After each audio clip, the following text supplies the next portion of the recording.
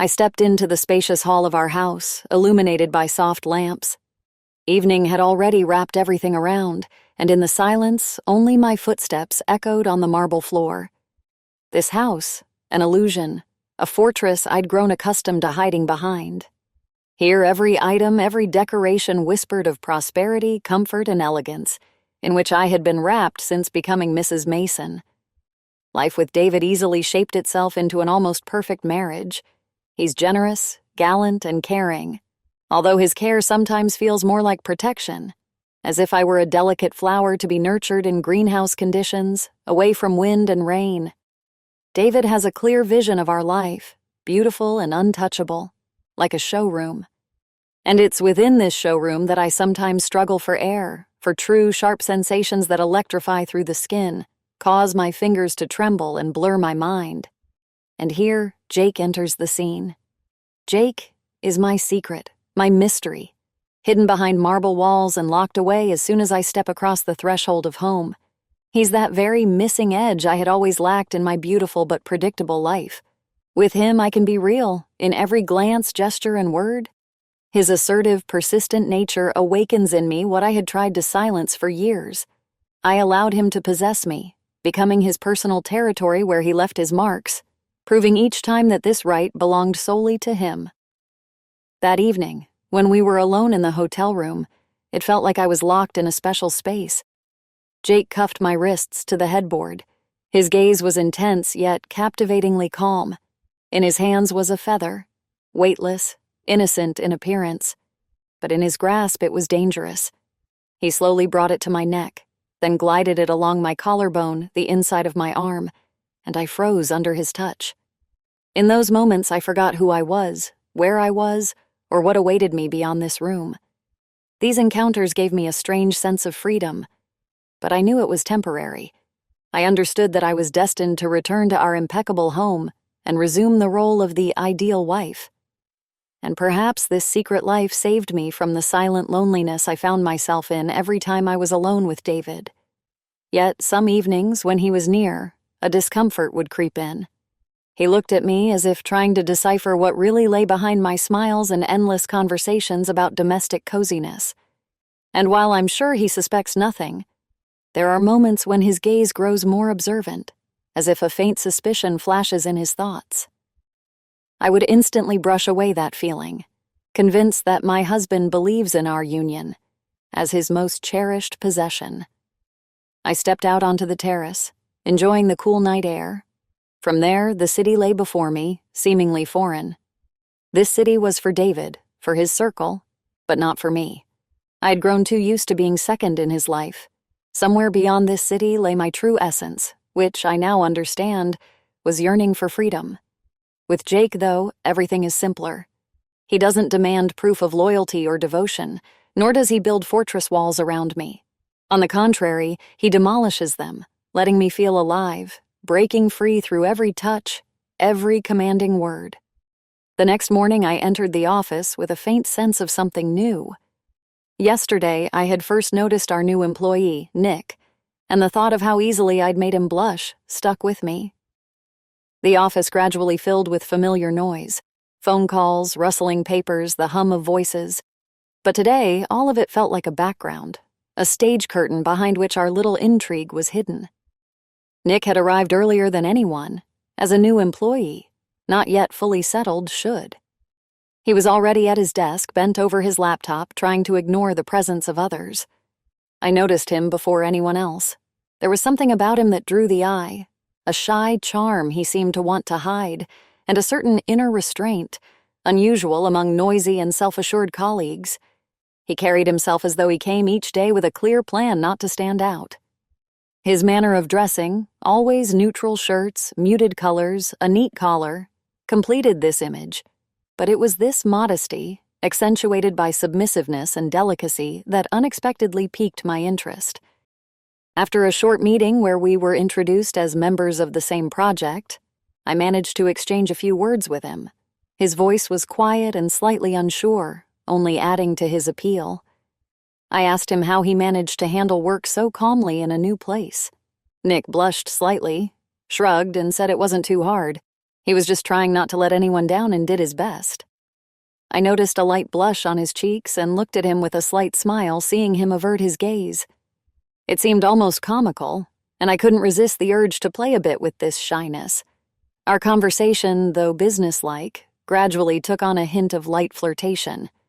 I deliberately held my gaze on his face a bit longer than necessary, and asked questions that made him say a little more than dry, formal responses. My words were innocent, but there was a barely noticeable tension between us that he, judging by his reaction, felt but dared not comment on. He knew his place, and his behavior suggested he was ready to follow the rules, not cross any boundaries. But as it turned out, I didn't need to say anything direct for him to feel that there was something more between us. As the day drew to a close, I approached his desk with a few folders and casually noted, "You know, Nick, we need to go over these calculations thoroughly before submitting the project. If you have time, we can stay a bit longer and work out the details. It'll make it easier to meet the deadlines." I looked directly at him, waiting for a reaction. Nick, slightly flustered, nodded as if trying to hide his mixed feelings. I noticed his eyes dropped quickly, and his hands began to fiddle with a pen. In his gestures and awkwardness, I sensed he was hesitant but not willing to refuse. This evoked in me both sympathy and anticipation. I felt like the person capable of influencing his emotions and controlling his reactions, at least to some extent. "Sure, Maria," he replied, a bit softer than usual. "I can stay." He was clearly embarrassed, but something else flickered in his eyes, perhaps interest he hadn't yet realized or acknowledged. All of it looked like an innocent work conversation, but I noticed him tense up when we found ourselves alone in the office and began discussing the project. His hands trembled as he flipped through the papers, and I saw him avoid looking at me. It was almost endearing. We worked a bit longer than usual, and when I saw he was completely tangled up in the calculations, I just smiled slightly and placed a hand on his shoulder, as if to calm him. "Nick, relax. You're doing great. I'm sure you'll soon feel right at home here," I said. As the work drew to a close, I waited until the office emptied out, then turned to Nick with a suggestion to stay a little longer. It was ostensibly to finish the project, an easy pretext, but I knew the atmosphere had already changed. An invisible tension had arisen between us, and I was curious to see how far I could push him. After the rest of our colleagues left, I pointed to the chair next to my desk, where he awkwardly sat, holding his notes and papers. I picked up a few folders and began discussing the numbers, still pretending that our conversation was purely work-related. But the more I spoke, the closer I leaned toward him, as if to point at lines in the documents. I caught him tense up slightly, and this brought me a special pleasure. To see how this quiet, timid man seemed to fall under my power, trapped in the snare of my words and movements. My gaze lingered on his face, and in the silence of the room, it looked almost provocative. Nick looked up at me, his eyes showing a moment of embarrassment, which urged me toward the next step. Slowly, as if by accident, I touched his hand, then leaned in a bit, reducing the distance between us. "Nick, you know, I haven't met anyone as focused in a long time," I said with a warm smile, not breaking eye contact. My voice was slightly lower than usual, holding something personal, devoid of a business-like tone. "Your approach to work? It's genuinely impressive." He froze, his face flushed, and I saw him struggle to maintain his composure, resisting any movement. I heard his breathing, unsteady and slightly erratic. My words sounded innocent, but the tone carried something more. This moment seemed to hang between us, and I could feel his inner battle, hesitant to make the first move, yet unable to tear his gaze away. For another moment, I kept my hand on his wrist before pulling away, as if it had been a casual touch. I saw his gaze become even more tense, and it seemed difficult for him to maintain the silence. He was like a trapped bird, and there was a unique charm in that vulnerability. This was what I lacked in everyday life, the feeling that I could control not only the situation, but also another person's reactions. "Well, I think we've done enough for today," I said, reverting to a professional tone. "But if you need more time to work on the project, feel free to reach out to me. I'm sure we can handle it together." Nick nodded, his face still tense. I saw that he seemed to want to say something but couldn't bring himself to. Eventually, he just thanked me softly and stood, gathering his things. As he left, he glanced over his shoulder as if checking whether I was watching him. This moment stayed with me even after I left the office. Walking down the empty corridor and stepping out into the evening city, I felt a surge of energy, as if that encounter had given me a new impulse. This sense of control, the feeling that I could evoke shyness and even hidden admiration in Nick, thrilled me. My encounters with Jake had become almost a habitual, almost ritualistic departure from the mundane. He was passionate, at times even obsessed. But I felt this passion didn't extend beyond the closed room. Jake knew me, knew my weaknesses and desires, knew how to tingle my nerves so I would feel wanted and needed. And unlike David's calm, everyday comfort with Jake, everything was different, harsher without rules, without concern for what would come after. However, in recent days when we were together, I noticed a restlessness in him. Perhaps he sensed my change, this internal thrill brought on by the new intrigue. Jake became a bit more demanding, a bit more insistent when his hands touched my skin, as if trying to hold on to me or perhaps reinforce his rights. He didn't know that Nick had entered my life, someone opposite to him, someone without that confident assertiveness and dominant pressure. Nick was different, and perhaps that's what attracted me to him now. One evening, as I lay beside Jake, feeling his arm wrapped around me, it seemed he wasn't asleep. He barely moved, but I knew it was his habit, to wait, to observe. After a minute, I felt his hand cautiously slide down as if by accident, brushing against the edge of my phone lying nearby on the nightstand. I closed my eyes, but tension forced me to remain alert. It was unclear what he was looking for, but I sensed it wasn't just a coincidence. At some point, without betraying even a hint of suspicion, he took my phone without looking at me. Jake had always been attentive and meticulous, and of course, he knew the password. I decided not to move while he looked at the screen, trying to breathe evenly. Inside, I felt a mix of trembling with some strange blend of fear and anger. How could he simply take my phone, checking me as if I were something he wanted to possess? Still, I said nothing, choosing to see what he would do next. After a few minutes, he returned the phone to the nightstand, and I felt him tense up. He had clearly found my messages with Nick.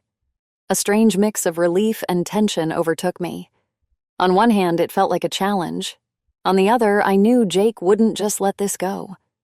The question was when and how he would bring it up. But to my surprise, he said nothing. The entire time we lay there together, he kept calm, not giving the slightest hint of his thoughts. However, I sensed that something had changed. Jake seemed to restrain himself, and this tension hovered in the air like a storm cloud before a downpour. The next morning, as I prepared for work, he acted as if everything was fine. He even hugged me a bit before I left, and his gaze was soft, as if trying to convince me that he suspected nothing. But I knew Jake and understood that it was just a mask, that beneath that look lay a plan. And indeed, a few days later, he found time for a conversation. I came to him after work, expecting another evening together, but he met me with a serious, focused look. "Maria," he said softly, holding my gaze, "I don't like the way you've been acting lately." I gave an innocent smile, as if not understanding what he was talking about. "What do you mean, Jake?" I replied, trying to look calm, though inside I felt that calm shattering. He remained silent, but his gaze stayed cold and sharp.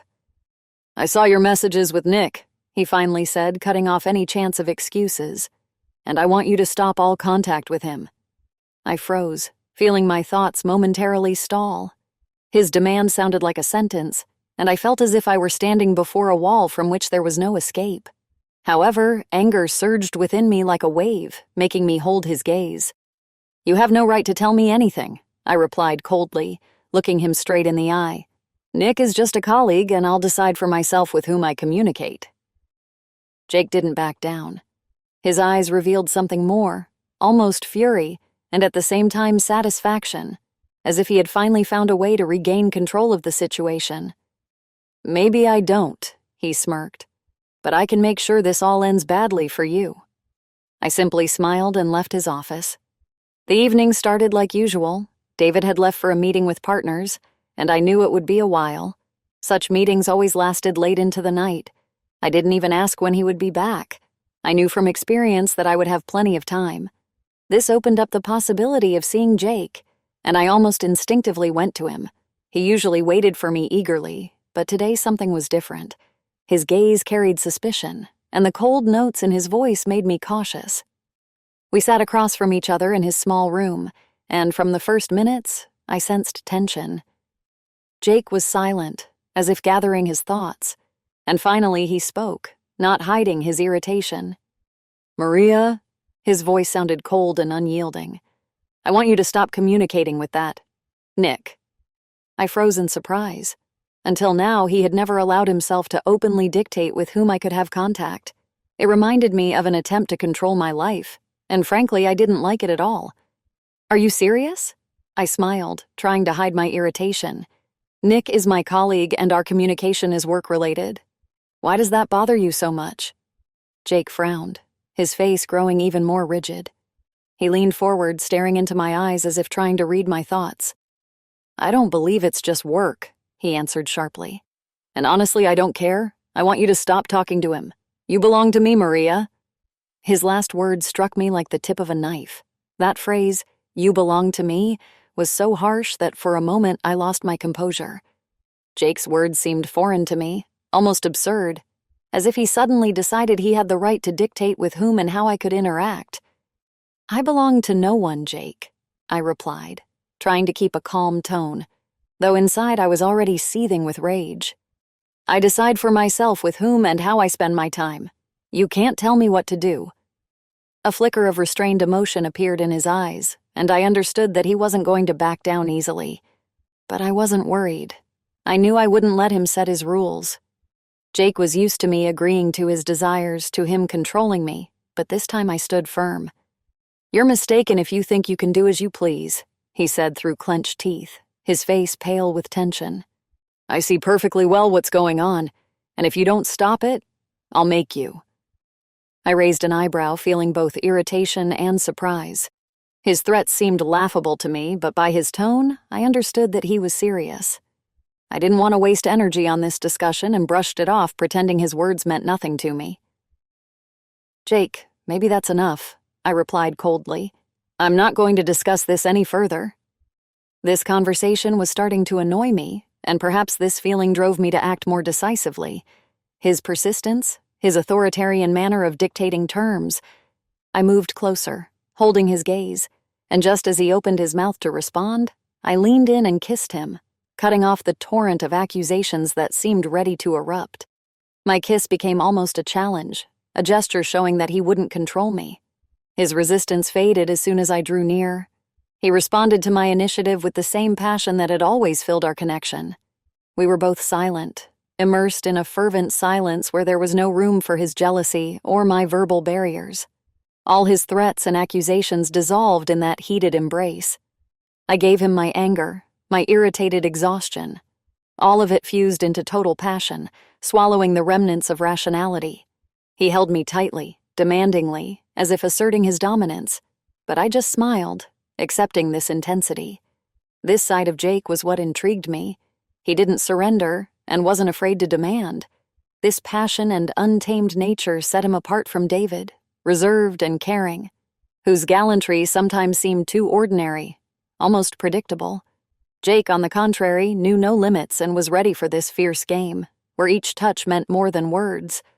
When our kiss broke, I noticed that his eyes still burned with jealousy, but all of that faded into the background.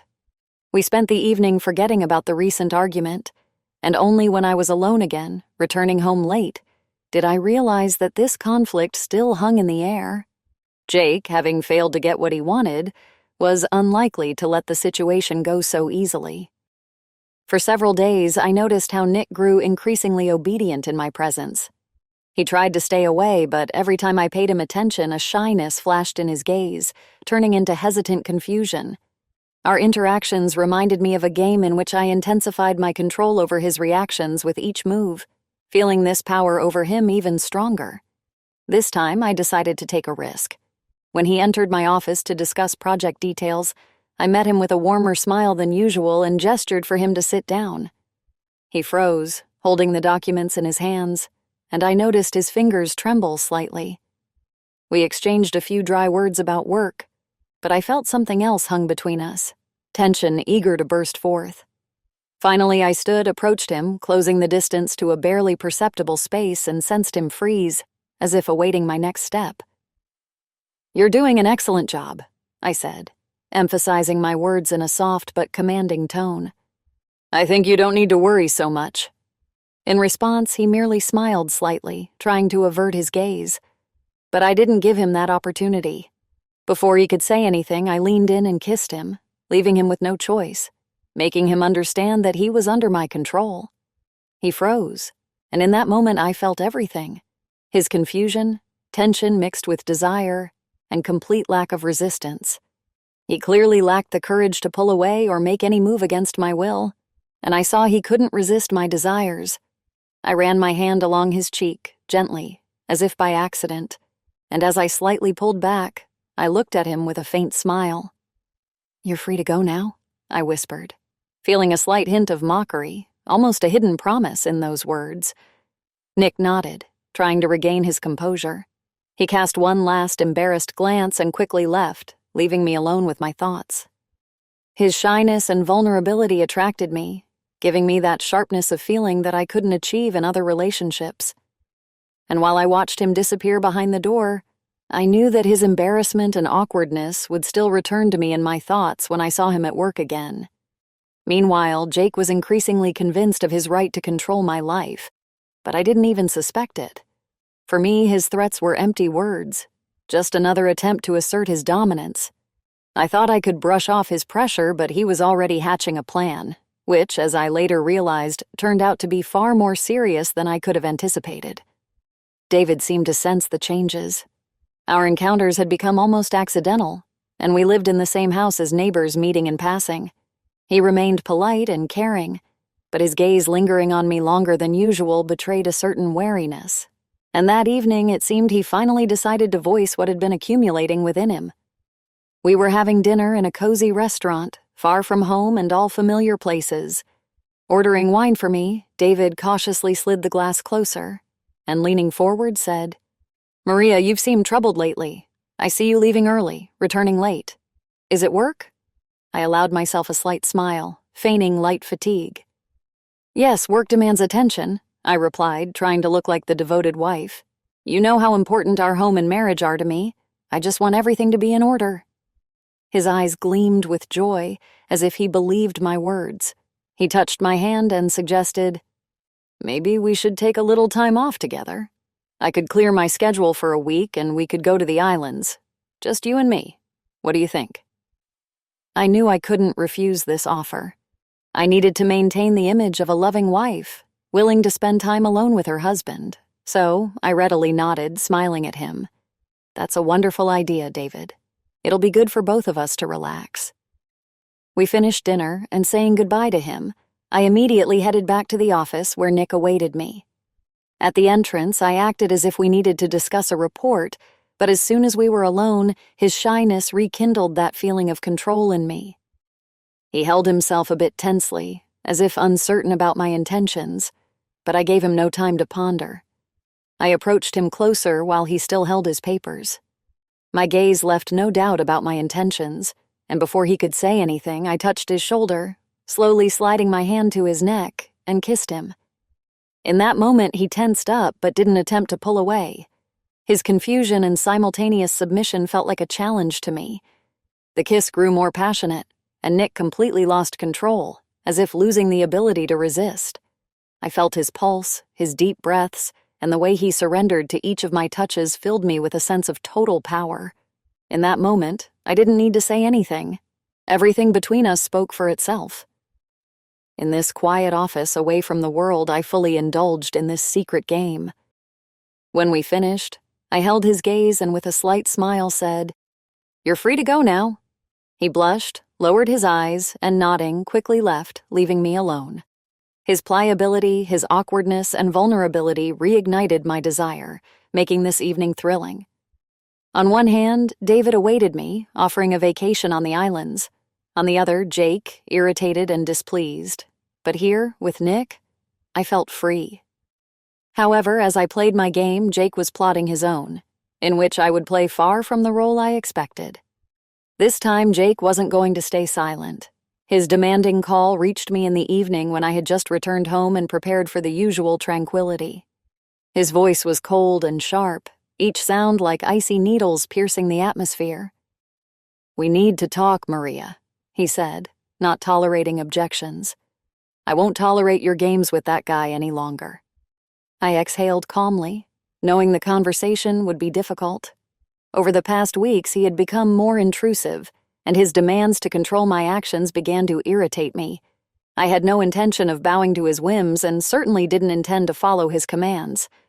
"Jake, are you serious?" I replied calmly, but with a hint of coldness. "You have no right to dictate to me with whom I can talk." "I have more rights than you think," he snapped. "You belong to me, Maria, and this communication with Nick is only the beginning. If you don't stop, I'll reveal all your dirty secrets. David will know everything." Jake's words ignited my anger. I never considered him more than a partner in my quest for thrill, and now his threat sounded like an unwelcome intrusion into my life. He must have thought he had the right to impose his conditions, but I decided I wouldn't yield to any of his demands. "You're crossing the line, Jake," I replied, not hiding my irritation. "Let's make it clear. You are you, and my life is my life. Don't try to interfere in things that don't concern you." There was barely restrained rage in his silence. Apparently, he hadn't expected such a response, hadn't assumed that I would be so unyielding. Perhaps he wanted me to comply with his demands, but instead he heard my refusal, which clearly threw him off. "So that's how it is? You're sure?" His voice was quiet, almost threatening. "Fine. We'll see how you speak when your entire beautiful life is under threat." With that, he hung up, and I remained in the silence, not yet realizing that these words were far from empty threats. For me, it was just another stage of conflict, an emotional game I was used to controlling. I thought I could handle Jake, that he would perhaps calm down and return to our previous terms. His jealousy had always been part of our relationship, but I didn't expect he would truly decide to do something to ruin my life. But Jake had a different plan. That same night, he took his phone, looking at the screenshots of the messages with Nick he had saved. Each message, each hint, all our frankness was captured on those images. He knew I had succeeded in deceiving David, creating for him the image of a loving, devoted wife, ready to do anything for the sake of family. But now, holding proof of my betrayal, Jake decided that I deserved punishment. Without hesitation, he anonymously sent all the screenshots. It was enough for David to see the truth himself, for the blow to be unexpected and shattering. Jake understood that by revealing my secrets, he would put my financial well-being at risk, but this only delighted him. He could no longer tolerate my disobedience, and now he had a chance to punish me as he had long desired. The screenshots went to David's phone, and at that moment, I was still unaware that my life was about to turn upside down. David received the messages late in the evening, when I was already asleep. At first, he didn't even understand what he was looking at. Why lines of messages, unfamiliar yet painfully familiar in their meaning, flashed before his eyes. He scrolled through all the screenshots, examining each message as part of a mosaic he couldn't grasp. The correspondence between me and Nick seemed candid to the point of pain, with no hint of coldness or distance. He read about meetings, hidden hints, about all those little words I had never told him about. For several minutes, he sat staring at the screen without saying a word. He didn't want to believe what he was reading. He was used to seeing me as a caring, devoted wife, always ready to support him and create comfort at home. It seemed everything was fine, and together we had built this everything over the years. But now, as his trust in this comfort cracked, he didn't know how to mend it. Coming to his senses after the first wave of shock, David decided to act. I suspected nothing. He remained composed as always, but now his gaze, turned toward me, grew more attentive. Every gesture of mine, every glance under his observation acquired new meaning. In his thoughts, I was no longer the wife he knew. I had become someone foreign, and he needed to figure out what to do with this foreignness. Deciding not to show his pain and suspicions, he approached me the next morning with gentleness, almost with his usual warmth, and suggested, "Maria, what do you think about spending the weekend together? We haven't been out of town for a while. I rented a cottage by the lake. It's quiet and peaceful there. It'll be good for both of us." I smiled, unsuspecting, and readily agreed. This proposal seemed simple and even desirable. We really hadn't spent much time together lately. He was always busy with work, projects, and meetings, and even my evening plans were scheduled so tightly that we barely found time for heartfelt conversations. The agreement came easily. I thought a short trip would help me strengthen the image I maintained in his eyes. While I prepared for the trip, planning the things I would take, images flashed through my mind. My life, filled with secrets and intrigues, had become like a layered structure, where one thing hid another. David's attention had almost lost its significance for me in recent months, and now his gaze seemed familiar, even comforting. I was confident in myself and my tricks, convinced that I controlled everything around me. When the day of the trip arrived, David met me at the door with a suitcase and a soft smile. He looked calm, like a man planning a vacation. We got into the car, and on the way he barely spoke, absorbed in his own thoughts, which seemed normal to me. I didn't suspect that he was reevaluating every moment of our life together, scrutinizing it for those very cracks that now lay exposed. The cottage by the lake was cozy, with wooden walls and wide windows through which light streamed. A chill hung in the air, heightening my senses, as if reminding me of something important. Throughout the evening, I tried to enjoy the rest, but I noticed that David occasionally looked at me thoughtfully, as if searching for an answer to an unasked question. His gaze was strange, probing, as if he were trying to uncover a mystery before him. But I still suspected nothing. In the secluded house, David demands explanations, showing her the screenshots and revealing that he knows about her double life. Maria tries to justify herself, assuring him it was a mistake and won't happen again. But her lies become evident. David tells her he will file for divorce, leaving her no room for excuses. That evening, as the country house bathed in the soft glow of the fireplace, I felt almost safe. But David seemed prepared for something. He didn't turn away, didn't look away, but watched me intently, as if he knew something shattering. At first, I thought he was just tired, but his expression was too cold. He held his phone in his hand, and in his eyes, I caught something that made me tense up. "Maria, we need to talk." His voice was firm, and that tone promised nothing good. He sat me down across from him and showed me the screen. There, in the flickering light, I saw the very messages with Nick. Turning away, closing my eyes as if it didn't exist, was impossible. My breath caught. I realized that I wouldn't find the words to erase what he had already seen. How did you find out?" I barely managed, feeling a tremor through my body. David watched my every move closely, unblinking with cold determination. "What difference does it make?" he replied calmly, but his voice was full of hidden tension. "I thought we had built something solid together, but it turns out that all this time, you were living a double life, hiding your meetings with others. Did you think I would never notice?" Each of his words struck a nerve, leaving me defenseless. But I knew I needed to say something now, at least try to soften his anger. Trying to keep my composure, I said, "David, I got confused. It was just a moment of weakness, a mistake, and I'm sorry," I said, trying to sound sincere. "It didn't mean anything, honestly.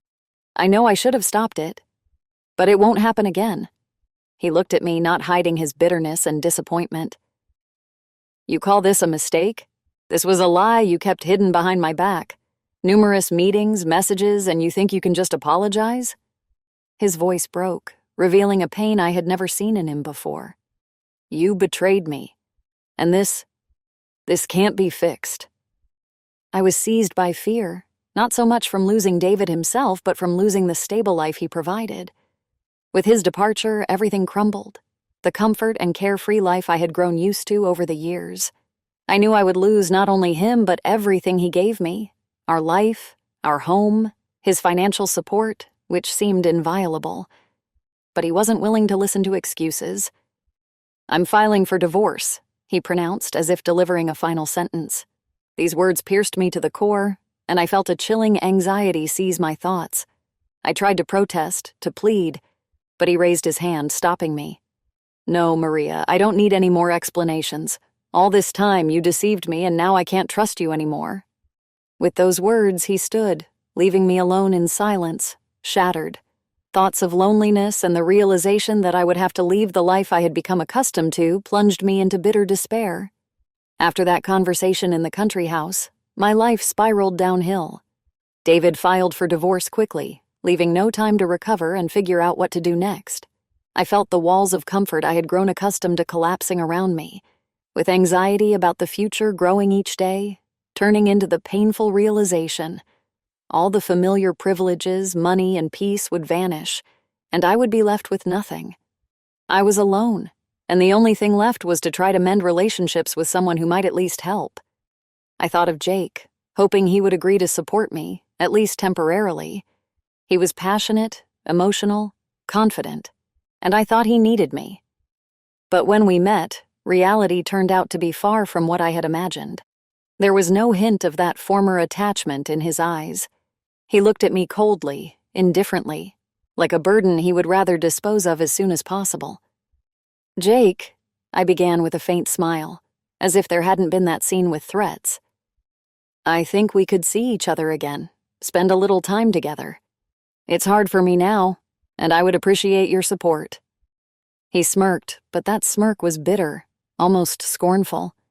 Support? He repeated with a hint of mockery. You really think I'll support you after everything? I got everything I wanted. You lost David, your financial situation, I assume, is crumbling too. And as for us, I haven't been interested in you for a while. Those words sounded like a cold slap, leaving me in a heavy silence.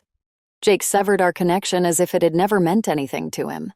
I looked at him, realizing that every conversation, every spark of passion had been just part of his game. Now, when I was no longer needed, he was ready to leave, without giving me the slightest hope. Desperate, I remembered Nick. His shyness, gentleness, his submission gave me confidence that I could at least talk to him, that he might not leave me in such solitude. It seemed to me that he was different from Jake, that his attachment was sincere and deep. I decided to try to reconnect with him, hoping he would at least listen to me.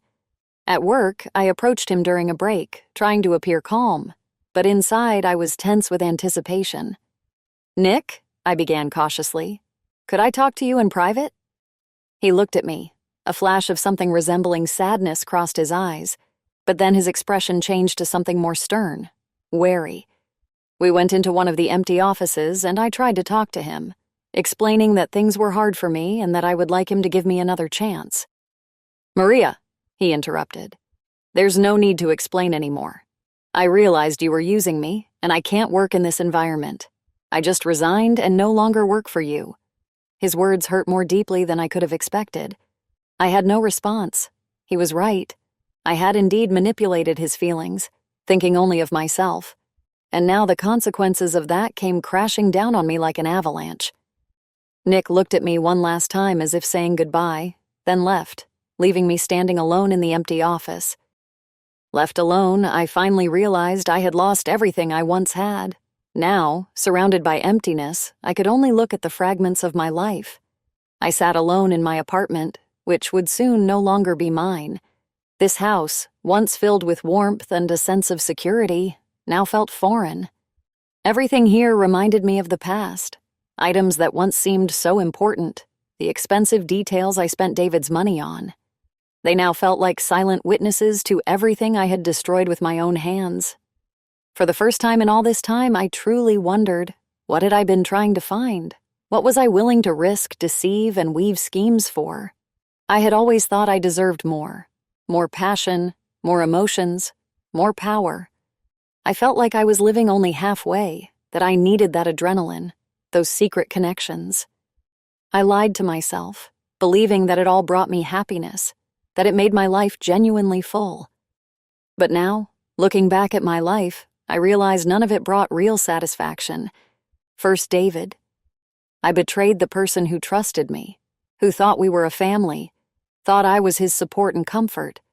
I deceived him without a second thought about the consequences because I was sure I could get away with it. But he saw through me, and that was what destroyed everything. I understood that I would never find my place in life if even the closest person turned away from me with disdain. Jake. I believed he was what I needed, that he brought the fire I thought was missing from my life. But even here, everything turned out to be a lie. For Jake, I was just another object, a means of amusement.